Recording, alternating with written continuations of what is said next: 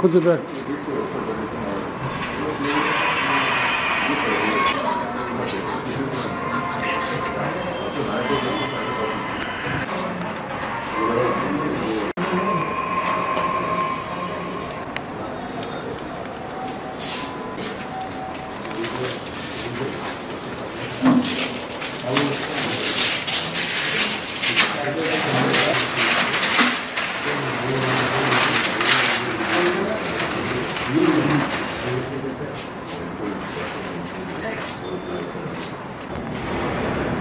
నమస్తే అండి, నా పేరు కావ్య చౌదరి.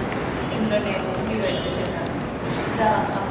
ఎర్రచీర ది బిగినింగ్ అనే టైటిల్తో మేము చూస్తున్నాం. ఈరోజు మా యాక్షన్ ట్రైలర్ని రాజు గారు లాంచ్ చేశాను. మేమందరం చాలా హ్యాపీగా ఉన్నాం. మా యూనిట్ అందరూ కూడా చాలా హ్యాపీగా ఉన్నారు. యాక్షన్ ట్రైలర్ మీరు అందరూ మంచిగా చూసి దాన్ని ఎంజాయ్ చేసి, అలాగే మేము మార్చ్ చేయకుండా థియేటర్స్లోకి వస్తున్నాం. మీరు మా మూవీని కూడా చూసి మమ్మల్ని అందరినీ ప్లస్ చేయాలని కోరుకుంటున్నాను. థ్యాంక్ యూ సో మచ్ అండి. Thanks to my team. అందరికీ నమస్కారం.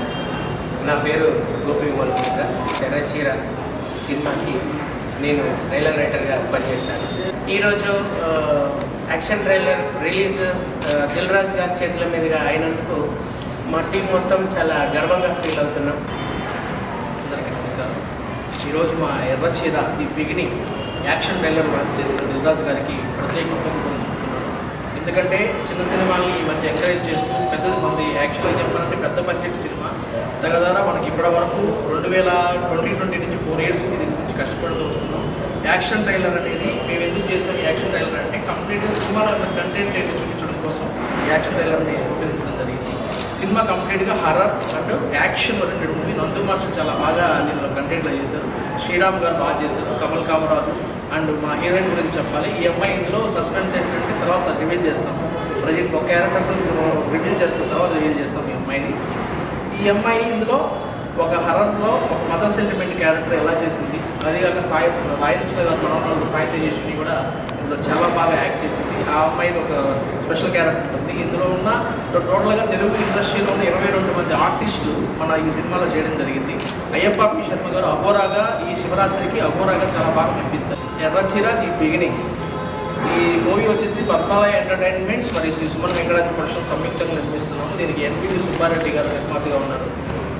సుబ్బారెడ్డి గారు ఈ ప్రజెంట్ ఇక్కడికి రాలేకపోవచ్చు కానీ బట్ ఆయన విజయ్ ఉండడం రాలేదు. బట్ సో ఈ యొక్క ఎర్రచీర మూవీని ప్రతి ఒక్కరూ ఆశీర్వదిస్తారని కోరుకుంటూ సెలవు.